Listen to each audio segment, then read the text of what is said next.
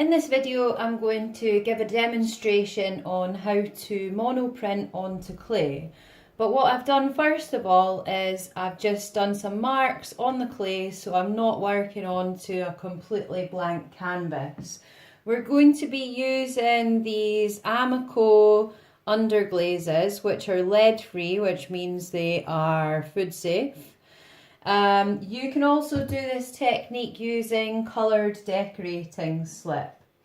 So to prepare this slab, I have rolled it out and waited until the clay is leather hard, so it's a little bit firmer, and I have simply just cut some shapes into a piece of paper here and stenciled them onto the clay using a sponge. The green circles that you can see here, I stamped them on just using this straw, and then the white swooshes here I've painted on using a nice soft paintbrush. Okay, that's just so that I'm not working just straight onto the clay with nothing on it. I like to build up some layers first. So to prepare your piece for monoprinting, you will need a board and some paper, just some low quality paper. This is some paper that I got from some packaging. So the board should be absorbent, okay?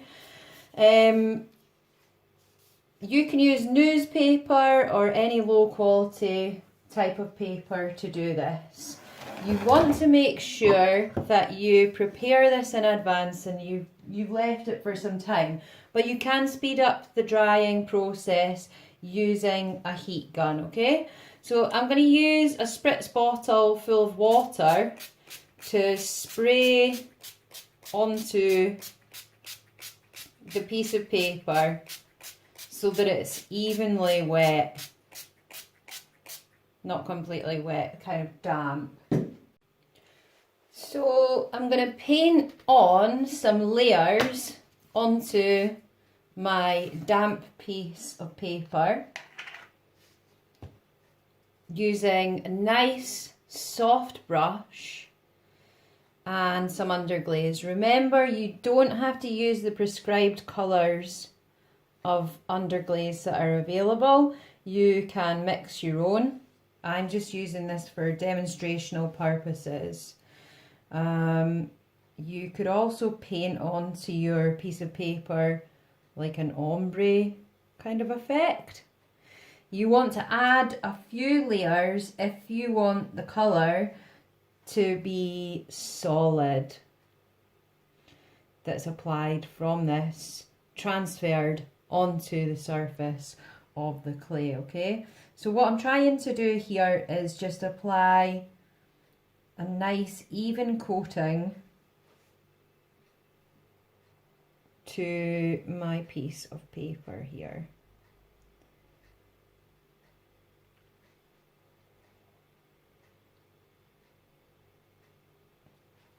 So you can go away, wait for this to dry until you apply the next layer, or you can speed things up and dry it off with a heat gun. Remember, don't touch this metal part of the heat gun because that's going to get really hot, okay? I'm just going to dry this off.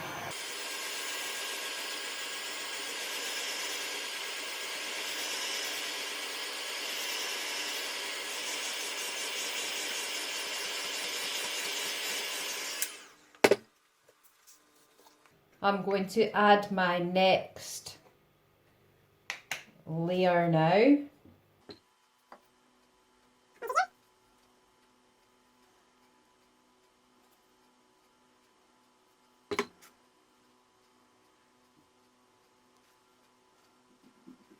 And I'm going to keep doing that until I've got about three or four layers built up on my sheet of paper.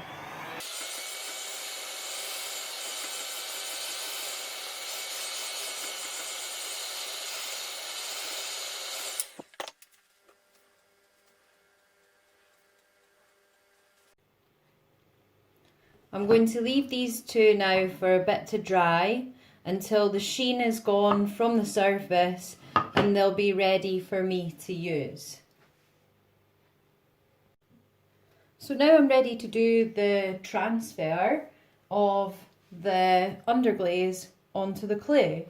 I'm going to use the black one because it looks slightly drier. You can see that the blue one is still quite shiny. I want it to be at a sort of not completely dry, but at a kind of a leather hard sort of stage, okay? So my clay paste that I prepared earlier has got to a leather hard stage, so it's not completely dry, but it's quite firm. I've got some tools here which are going to give me different marks, and a credit card there which is going to do something different as well. So I'm going to put the piece of paper face down on my work, and I'm just going to do, these pieces are dried as well, so you can see that they're not coming off on my finger, so I can start layering up on top of them. And I'm going to put this down on the piece and hopefully start to transfer some of that black onto the piece. So I'm going to choose, I think I'm going to choose this rounded plastic end to just do some kind of quite free scribbly marks. When I take it away, you can see that it's left some quite kind of painterly, pencily, maybe spray paint sort of graffiti sort of marks. So the blue one is ready to print now. So I'm just going to demonstrate that again.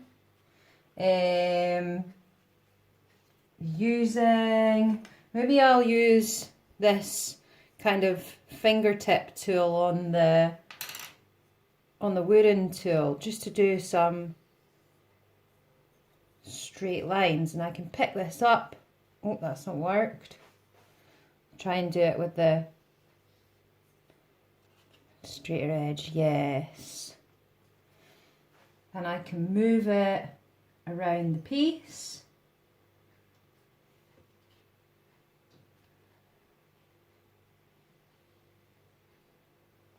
Just transferring that underglaze to different areas with a different sort of line and a different sort of effect. You can get a different kind of effect by using a card. So let's try that and see what we get from that. You can get a sort of a paint peeling effect. So I'll do that here and let's see what it looks like.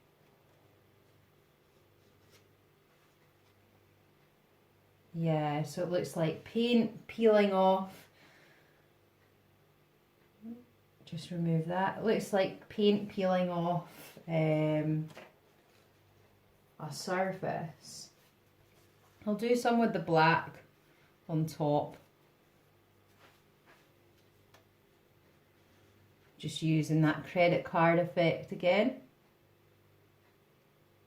And any of the paper, you can see it's getting left on there.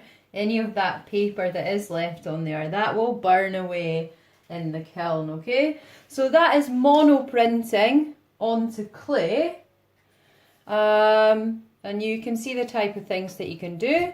And I will show you some examples that I've got here of that type of thing. So here's an example for you. This is something that I made just to keep everything tidy beside my sink. But if I move all of these items, you'll be able to see that this piece does show the techniques and things that I have just been demonstrating to you.